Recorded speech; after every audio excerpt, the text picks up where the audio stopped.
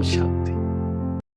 हमारी खुशी गायब होने का एक बहुत बड़ा कारण है, वो है कि हमारी सोच और हमारे बोल अलग अलग होते हैं।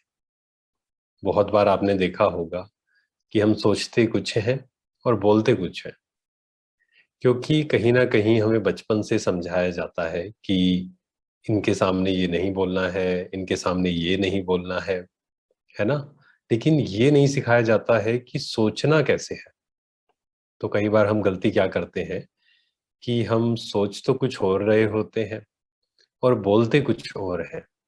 हम कहीं ना कहीं फिल्टर लगा लेते हैं कि सामने वाले को बस पता ना लगे कि हम उसके बारे में एग्जैक्टली क्या सोच रहे हैं। इसीलिए कॉन्फ्लिक्ट रहता है हमारी सोच और बोल। सोच कुछ और होती है, बोल कुछ और होता है, तो अंदर रेजिस्टेंस चलता रहता है। क्योंकि जो हम सोच रहे होते हैं एक्चुअल में तो हमारा मन करता है कि हम वही बोल दें, परंतु क्योंकि हमें पता है ये बोल दिया तो बहुत गलत है। एग्जाम्पल हम समझते हैं।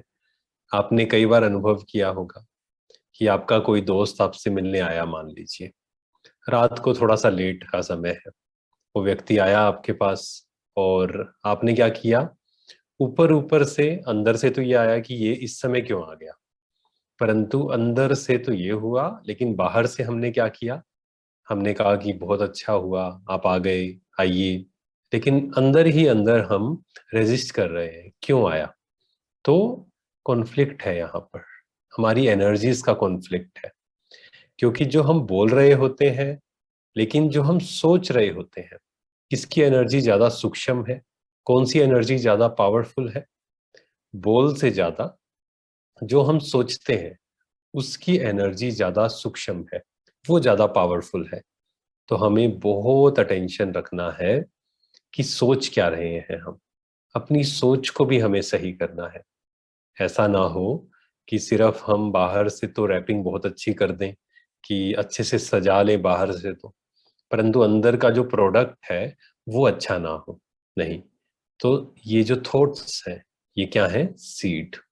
तो हमें बहुत ध्यान देना है कि हम क्या सोचते हैं, क्योंकि शायद हमें पता नहीं है या हम अवेयर नहीं है, परंतु जो हम सोचते जाते हैं, पूरा दिन भर हम जो सोचते हैं, उससे हमारी एक एनर्जी फील्ड बनती है हमारे चारों ओर, है ना। आपने कई बार अनुभव किया होगा, किसी व्यक्ति से आप मिलते हैं, दो लोगों से आप मिले, नए हैं दोनों, एक आपको पसंद आया, एक आपको पसंद नहीं आया।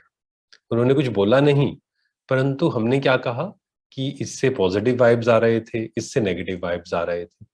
क्यों कहा हमने, क्योंकि वो व्यक्ति की जैसी सोच है, जैसी वृत्ति है उसकी, वैसे ही वाइब्रेशंस हमें उससे फील होते हैं।